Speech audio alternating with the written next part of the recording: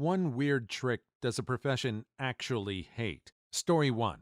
Extreme couponing really does work. A lady came through my line today and had a preliminary total of $168.59. After I ran a handful of coupons, she got out of there with a total of negative 16 cents. That blew my freaking mind. Even though it was in my line, I could only smile and laugh at it. I wasn't even that excited when I used to watch that show on TLC back in 2008. We paid her to take merchandise off of our hand. My customer service manager didn't know what to do, so I had to get the assistant manager to my line. After he verified I did everything correctly, he opened up the till and said, "Give the lady 16 cents. What? What kind of coupon, rather than saying free, says the store will give you money to take? My sister used to do that stuff. She had spreadsheets and notebooks and stuff. It got to the point that the assistant manager would temporarily open a line for her to check out so she didn't clog up another line for 10 minutes. She bought a lot of things she didn't need because she needed them for another coupon to work. Frequently, this would be shampoo and body wash. Since she didn't need it, she'd give it to me.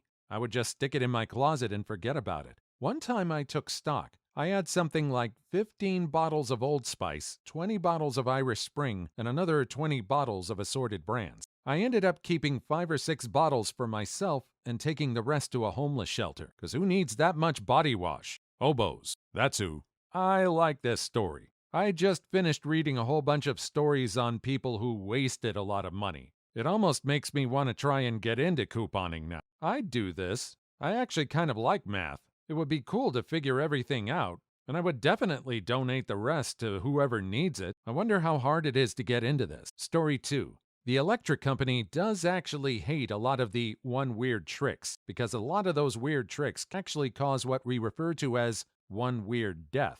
When someone gets electrocuted by some butthat's electrical nightmare bull stuff capacitor scheme, or is running a not-to-code grid-tied electrical science project and backfeeding what should be a dead circuit, or hooks up a generator up backwards through a 240-volt outlet after a storm to power the house and doesn't open the main breaker first. It works, but it could also kill someone if not done right. Edit. I have to say this. Don't try any home science projects on your electrical system. Get a licensed, trained electrician, preferably one with good references, to do any electrical work. Many wiring schemes will work for years until they don't, and then they cause instant death or a fire. Recently had to replace a ceiling fan. The contractor was horrified to see what was going on above it. I could tell he really didn't want to have to put a new one up there, but was also scared to tell me that. I was perfectly happy to just install a simple dome light instead.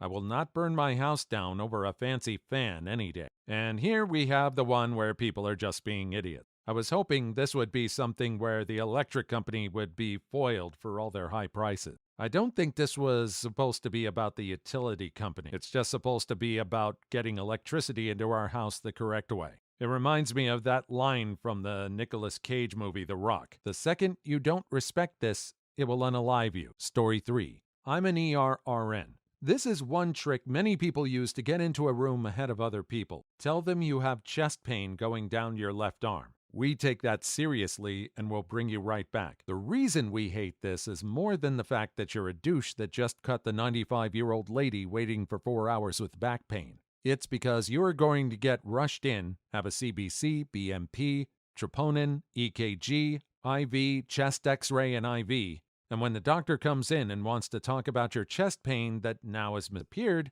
they will be confused as to why you are now concerned about the fact it burns when you pee after hooking up with that chick at a club the other night. This requires an entirely different set of tests than what we have just done. You are a jerkwad. You will be ignored. We hate you. We will make fun of your burning member. You will receive no creature comforts while there. You will not have your call light answered. We have ways of torturing those that knowingly do not follow the rules. Jerkwad. I'd be more afraid of getting charged for all that stuff. Healthcare in America is expensive enough as it is, but having to cover all that extra stuff that was not needed? No thanks. I'll wait my turn for the right test. Story 4. Police officers hate it when you say, "No comment," and wait for your lawyer. There are so many completely legal tactics and tricks the police can employ to get you to confess stuff. There are also so many unpredictable implications of answering even the most innocent question. If you are arrested, just remember, the police are not your friend, and they do not have your interests in mind. Do not say anything to any of them. Not the arresting officer, not the guy behind the desk, not the guy who brings you food, no one. There's a reason why your right to remain silent is specifically stated, because it's one of the most important rights you have. Use it. Oddly enough, you have to say one thing. I am invoking my right to remain silent, some variant thereof. It's not enough to simply remain silent. You have to acknowledge the right and that you're taking advantage of it. Story 5. Electrical engineer here. Fixing fuses by putting a coin or a bit of wire in there. That's a big, dangerous, stupid no-no. A friend of mine once phoned me up asking if I could have a look at her vacuum cleaner that had blown up. The thing had a cord about 4 feet long from where she'd repeatedly stripped it back and put the plug back on. Don't ask me why.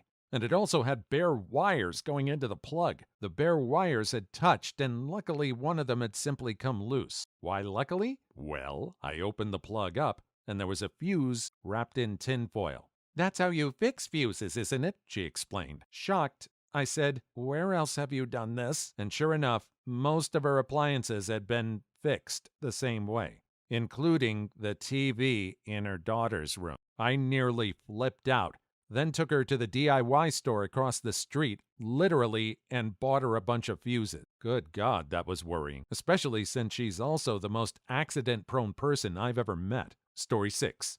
I work as an internet sales specialist for a chain of car dealerships, and if the average person knew how easy it is to get the cheapest possible price on a new car, I wouldn't have a job. Literally, all you have to do is start a bidding war between two dealers. Submit inquiries online to both of them, and explicitly tell them that you're shopping. Anytime one of them comes at you with a deal, just present that number to the other one. They're going to keep trying to beat each other until they financially can't anymore, and that's when you have your cheapest price. The real kicker to this is that the dealers trade vehicles between them all the time, and the market isn't as saturated in new cars as you may think. If you're looking for something very specific and not super common, there's a very good chance that they're trying to sell you the same. See, this is what I enjoy reading. Something that will benefit you, especially with cars. And if you haven't heard me say this before, I hate cars. I consider them a necessary evil. The less I have to spend for transportation like this, the better. Story 7. The 1040 Easy IRS form. Tens of millions of Americans can use it. It takes about 5 minutes to fill out, and it's no harder than completing a library card application. The H&R Block, Jackson Hewitt, etc. mass market tax services would prefer that you be A, terrified of tax filing and believe it can only be done properly for you by paid professional, and B, deluded into thinking an airplane load of money is going to drop on your house that only those professionals can find. Neither is the case. For most people, there is no secret path to a giant surprise windfall refund. And if you get a huge refund, you have screwed up your withholding rate and should stop lending the government so much money interest-free in the course of the tax year. If you have a simple picture, like most people, file your form yourself. And if you're among the minority with a complicated tax picture, the last place you should go for help is a storefront operation in a mini-mall. Get a reputable private CPA. Story 8. Not sure if it's one trick, but here goes. I was seeing a chiropractic doctor 3 to 4 times a week to adjust and pop my back, then lie down on a weird massage chair with electric nodes on my back and shoulder, the voodoo promise that I would feel better. I was strictly forbidden to do any exercise. I was 22, skinny, never had any back or neck injuries. There was no history. My back just sort of hurt when I tried to sleep. So of course, forget that guy. I went to the gym, and through bad form, kept hurting or pinching my back and shoulders, twisted my legs and knees, but eventually got the form down and started working on my back, deads, squats, etc. I'm 27 now, and haven't had any issues sleeping or any need to go visit that back-cracking practitioner. So I guess too long didn't read? Strengthening your back at the gym is the worst thing you can do to a chiropractor's bottom line. Story 9. Knowing that many so-called locksmiths are the drill and replace type. They know nothing about actual lockpicking and will just bust out the drill the lock, and overcharge you for a cheap replacement lock. I worked for a national unlocking company for a few years. We did it all: picking, drilling, rekeying, and replacement. In many cases, though, drilling is a quicker option, especially if you can sell a new lock. I just utilized these services the other day when I locked myself out. One thing that concerned me was that no ID was asked for at all. Dude just showed up, broke me into my house, got paid, and left. Never thought of that one. There's a few YouTube channels online about people that specialize in lockpicking. The stuff they do makes some of the locks very easy to get into, but they still look more complicated than just drilling the lock open. It almost doesn't sound like you need any special training either. Story 10. Ask your hospital if they have a prepaid discount for most of their procedures. We did not have maternity insurance when my wife got pregnant with both our kids. I went to the billing office 6 months before she was due in the nicest hospital in our town. When I asked how much labor and delivery was, I was quoted in excess of $12K. I simply asked if there was a discount if I paid in advance. I was quoted $2,900. I made payments for 6 months, about $500 a month, and walked into the hospital on the day she went into labor. Delivered, stayed for 2 days, standard, and walked out. Never received a bill. Repeated the process 2 years later for our second child. I think the bill was $3,100 that time. I was positive I would receive another bill, but we never have. Story 11. Accountant here, and I used to work for an accountant that specializes in tax work, filing personal income taxes for clients. These accountants hate it when people are smart enough to do their own taxes. But here's the thing. Filing taxes is easy. In most cases, your taxes are extremely easy to file. Take your tax slips, enter those numbers into a free tax program, and file it. In some cases, it only took about 10 to 15 minutes to complete a client's file, and we charged them a few $100. Want to avoid paying so much money for an accountant to file your taxes? The one weird trick is to get off your butt and punch in your tax info yourself. You literally just look at your pieces of paper and type it in. Story 12. The 731 turbo diesel is one of the finest engines in the world, but it has a huge flaw in the design of the wiring harness that communicates electrically with the injectors under the intake valve cover. This harness works itself loose over time and eventually will present all sorts of issues in your truck. Check engine light, stuttering and shaking at particular throttle positions, injector missing, etc. Well, if you take a US quarter coin and use an angle grinder to cut the quarter down to the right size, you can wedge it into the wiring harness connector, forcing it to stay connected tightly for pretty much ever. This is known as the 50-cent fix because you have to do it on both sides of the engine. This one sounds dangerously close to the electrical thing. It kind of sounds like someone could get hurt if they tried this and didn't do it correctly. We're talking about electrical connections here. If there's no chance you would get shocked while doing this, then hey, have at it. Story 13. Eating less and regular exercise is enough to lose weight in most cases.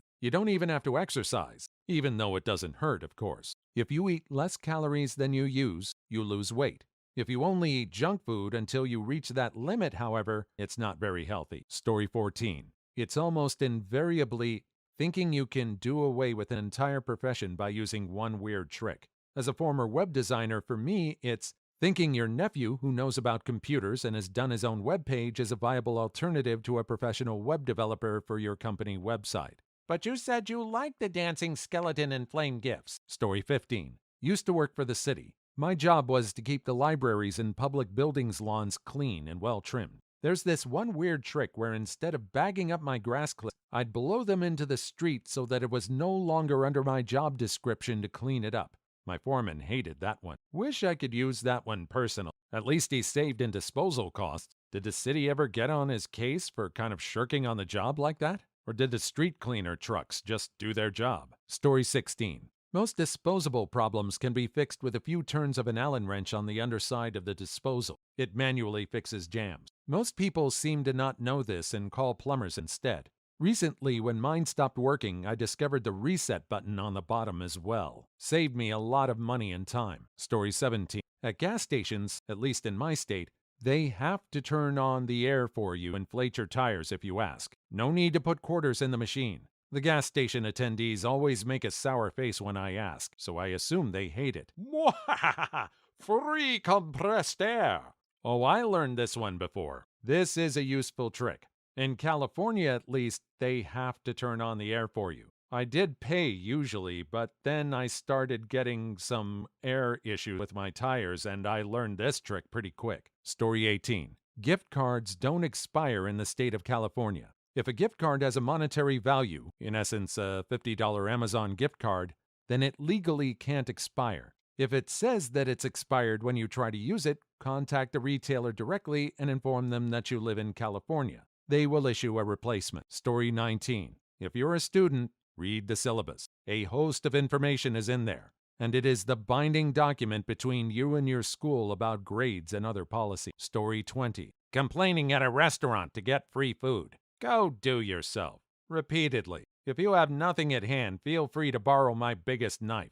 I don't like that one weird trick. Too many people do this. Customer service people have to deal with a lot of junk already. They don't need scammers. No one needs scammers. Story 21. Airlines don't want you to know this rule. US-based travelers can cancel or change their flights for free within 24 hours of booking. Story 22. Ordering glasses from Zenni Optical online for $12 instead of paying $250. Yes, that price of $12 includes frames and lenses. I know this sounds like a commercial, but I'm intrigued by this one. I've had to wear glasses all my life. Now I gotta look this up and see how true this really is. Hopefully this site is reputable. Story 23. Yelling, "Am I being detained?" repeatedly to a police officer will get you off any crime. Story 24. If people knew how often I Googled their IT questions, I'd be out of half a job. Story 25. I used to work at Arby's, so the secret trick there is to not eat at Arby's. Please leave your story in the comments. I would love to make a video on them in the future. Also, don't forget to like and subscribe.